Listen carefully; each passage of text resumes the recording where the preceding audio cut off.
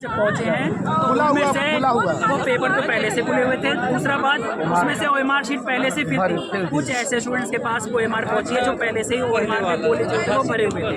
अब अगर ऐसी स्थिति में स्टूडेंट के पास पेपर पहुंचेगा जिसमें ओएमआर पहले से फिल है, जिसका पेपर पहले से जिसका पेपर स्टूडेंट के सामने नहीं खोला गया है, तो ऐसे स्टूडेंट में हमारे पास ये डाउट है कि पेपर को पहले से ही सील ब्रेक करके सिलेक्टेड कैंडिडेट्स के पास पहुंचाया गया।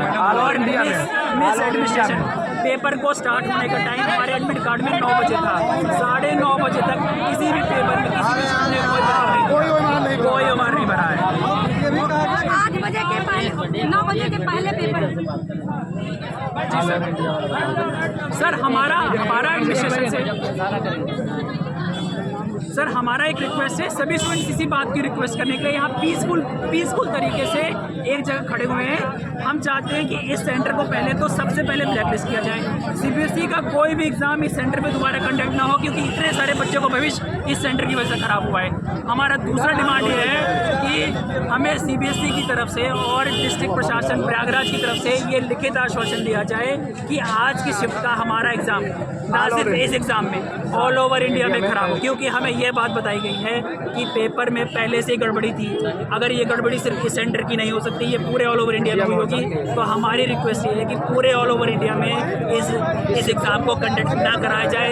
दोबारा सीबीएसई की तरफ से हमें नोटिस मिले, एडमिनिस्ट्रेशन की तरफ से हमें ये आश्वासन मिले कि ये इस एग्ज़ाम इस सेंटर पे कंडक्ट नहीं कराएगा, दोबारा एग्ज़ाम कंडक्ट कराया जाएगा। हमारी सिर्फ इतनी सी रिक्वेस्ट है। दोबारा लाइब्रेरी का एग्जाम कराया। क्या ये जो आप बता रहे हैं जो क्या ये यहाँ की है या कहीं और की है? सर देखिए, हमें ये बताया जा रहा है कि ये सीबीएसई की तरफ से गड़बड़ी हुई है। स्कूल प्रशासन हमें ये आश्वासन देके ये कहना चाह रहा है कि ये समस्या हमारे स्कूल की नहीं है, ये समस्या सीबीएसई की है।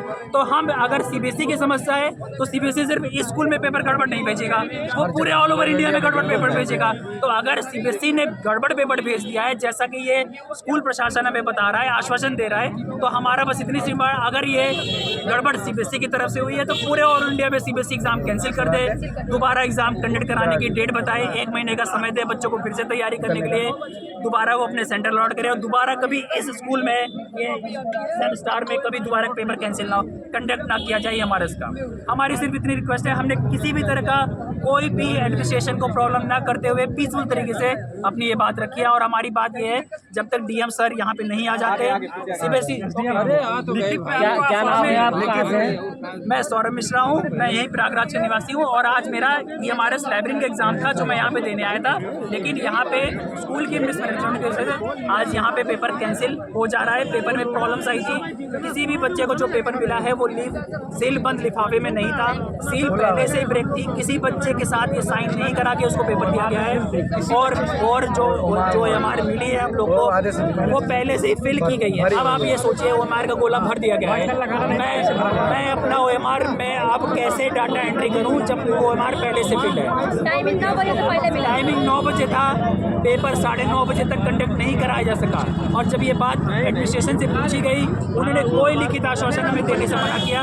सभी स्टूडेंट बाहर आके पीसफुल तरीके से यहाँ पे बात कर रहे हैं। हमारी बस इतनी रिक्वेस्ट है, पेपर कैंसिल करा के ऑल ओवर इंडिया में पेपर कैंसिल करा के एग्जाम को कैंसिल किया जाए, हमारा एग्जाम और आधे लोग का पेपर गेट बंद करके करा रहे हैं। हाँ, पूरे इंडिया